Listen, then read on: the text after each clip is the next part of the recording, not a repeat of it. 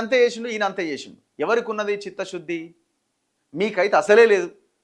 కనీసం ఆయన all party meeting పెట్టిండు, ఢిల్లీకి పోయిండా మీ సారు, మీ మీ మీ మామ పోయిండా? ఒక్కనాడన్నా ఢిల్లీకి పోయి ఒక రిప్రజెంటేషన్ ఇచ్చిండా? ప్రధానమంత్రి మోదీ హైదరాబాద్కి వస్తే కూడా కనీసం గెలవకపాయ్, ఒక రిప్రజెంటేషన్ ఇవ్వకపాయ్. నేనెందుకు గెలవాలంటిరి? మీ అవసరమే లేదంటిరి. తెలంగాణ నీళ్ల విషయంలో రాజీ పడి బనకచర్లకు పచ్చజెండా ఊపింది రేవంత్ రెడ్డి అని బీఆర్ఎస్ సీనియర్ నేత మాజీ మంత్రి హరీష్ రావు మండిపడ్డారు. చంద్రబాబుకు ఆయన దాసోహం అవుతున్నారని, ఇది తెలంగాణకు ద్రోహం చేయడమే అని ధ్వజమెత్తారు. రాష్ట్ర హక్కులను చంద్రబాబుకు ఏపీకి రాసిస్తానంటే తెలంగాణ ప్రజలు ఊరుకోరని, అయినా తెలంగాణ నీటి వినియోగానికి అనుమతించేందుకు చంద్రబాబు ఎవరని, ఆయనకేం హక్కు ఉందని హరీష్ రావు నిలదీశారు.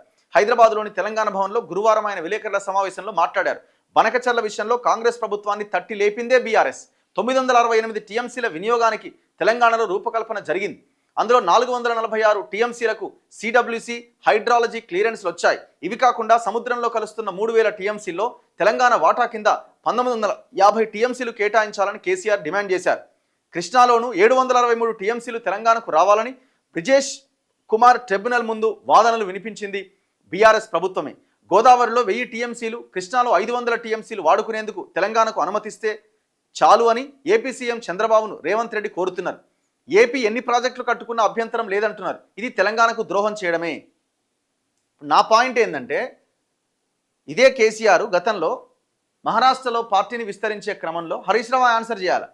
శ్రీరామ్ సాగర్ దగ్గర లిఫ్ట్ పెట్టుకొని మహారాష్ట్ర వాళ్ళు నీళ్ళు తీసుకుపోవచ్చు అని అన్నాడు. మరి ఇది అన్యాయం కాదా? మూడోసారి అధికారంలోకి వచ్చిండు, ఆ ప్రయత్నం మీరు చేసేటోళ్ళే కదా.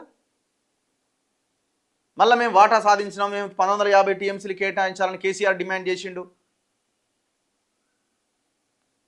ఉన్న నీళ్ళు వాడుకోమని పక్క రాష్ట్రం వాళ్ళకి చెప్పి మళ్ళీ మేము 1950 టీఎంసీలు తెలంగాణ వాటా కింద కావాలని డిమాండ్ చేసినామని అనే దానికి అర్థమేమున్నది? సో ఇట్లా ఇష్యూ నడుస్తూ ఉన్నది. ఎలక్షన్స్కి ముందు రెండు రాష్ట్రాలు ఒక సెంటిమెంట్ అంశాన్ని ముందుకు లేవనెత్తాయి. ఎందుకంటే నీళ్లు అనగానే ఆంధ్ర తెలంగాణ మధ్య పెద్ద లొల్లి. రైతులని వాడు ఆదుకున్నది లేదు, ఎవడు ఆదుకున్నది లేదు. మళ్ళీ